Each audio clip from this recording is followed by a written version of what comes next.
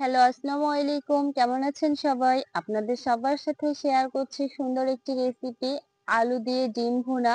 তার জন্য আমি মরিচ, পেঁয়াজ আগেই বেটে রেখেছিলাম।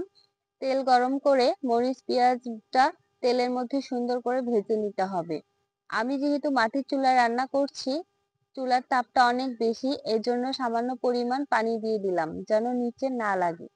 তারপর ১ চিমটি আদা রসুন বাটা দিয়ে দিলাম।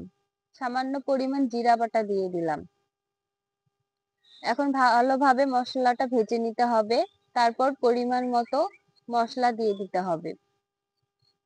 এখন পরিমাণ মতো লবণ, হলুদ এবং মশলার গুঁড়ো দিয়ে দিলাম।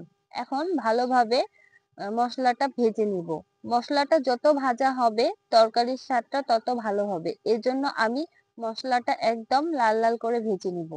যেহেতু ভাজা হয়ে গিয়েছে, এখন পরিমাণ মতো পানি দিয়ে কিছুক্ষণের জন্য ঢেকে রাখবো। কিছুক্ষণ জাল হওয়ার পর আমি এখন ডিম এবং আলু মশলার মধ্যে দিয়ে কিছুক্ষণ কষিয়ে নিব। এখন ডিম এবং আলু একসঙ্গে দিয়ে দিচ্ছি। ডিম এবং আলু মশলার সঙ্গে কিছুক্ষণ কষিয়ে নেব। তারপর পরিমাণ মতো ঝোলের পানি দিব। আপনি যদি ঝোল বেশি রাখতে চান তাহলে পানি বেশি দিবেন, বা যদি অল্প রাখতে চান তাহলে পানি অল্প করে দিবেন। তারপর আমি একটু সামান্য পরিমাণ ধনেপাতা দিয়ে দিলাম। যেহেতু ধনেপাতা দিলে তরকারির স্বাদটা অনেক ভালো আসে, এর জন্য সামান্য পরিমাণ ধনেপাতা দিয়ে দিলাম।